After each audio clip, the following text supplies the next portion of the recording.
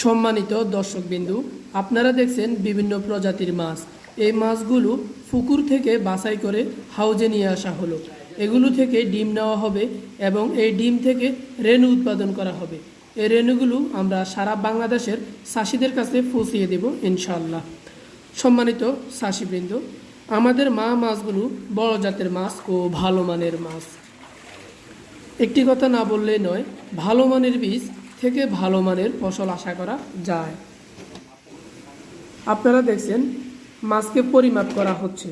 মাছের পরিমাপ অনুসারে মাছকে ইনজেকশন করা হবে। এরপর মাছ থেকে ডিম সংরক্ষণ করে এই ডিমগুলো ব্রুডিংয়ের মাধ্যমে রেণু উৎপাদন করা হবে। আপনি যদি বীজ নির্বাচন করতে ভুল করেন তাহলে ভালো ফসল আশা করতে পারেন না। তাই আগে সুস্থ সবল বীজ যাচাই করুন, তারপর পুকুর নির্বাচন করুন, এরপর মাছ চাষ করুন। মাছ চাষের নিয়মবলী জেনে মাছ চাষ করুন, অধিক লাভবান হন। যদি বলেন ভালো বীজ কোথায় পাবো, তাহলে বলবো আমাদের কাছে আসুন, দেখুন এবং বুঝুন। ভালো লাগলে ক্রয় করুন। মনে রাখবেন, ভালো বীজ ছাড়া ভালো ফসল উৎপাদন করা যায় না। তাই এখান থেকে নেন অথবা যেখান থেকেই নেন, ভালো বীজ সংরক্ষণ করুন, ভালো ফসল উৎপাদন করুন। সম্মানিত দর্শকবিন্দু, দেখুন আমাদের মাছের সাইজগুলো দেখুন। আমাদের এক একটা মাছ ওজন প্রায় 8 থেকে 10 কেজি। বড় জাতের মাছ থেকে ডিম নেওয়া হলে এর রেণুগুলো বড় জাতের হয়ে থাকে।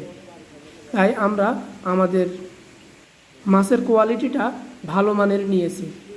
প্রিয় বন্ধু, পল্লীকবি জসিমউদ্দিনের একটি কথা মনে পড়ে।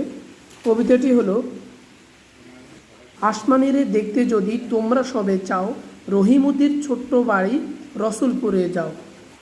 আমি বলবো, ভালো মানের মাছ নিতে হলে, ভালো মানের মাছ চাষ যদি তোমরা সবে চাও, কুমিল্লার নাঙ্গলকোটে বিসমিল্লা মৎস্য হ্যাচারিতে যাও। আমাদের হ্যাচারিতে আসার ঠিকানা কুমিল্লা জেলা নাঙ্গলকোট থানা, নাঙ্গলকোট রেলওয়ে স্টেশন সংলগ্ন বিসমিল্লা মৎস্য বীজ উৎপাদন কেন্দ্র ও খামার, অথবা কালু চেয়ারম্যানের ফিশারি বললে যে কেউ আপনাকে দেখিয়ে দিবে। ভিডিওতে দেওয়া নাম্বারে যোগাযোগ করুন। এতক্ষণ আমাদের সাথে থাকার জন্য আপনাদেরকে অসংখ্য ধন্যবাদ।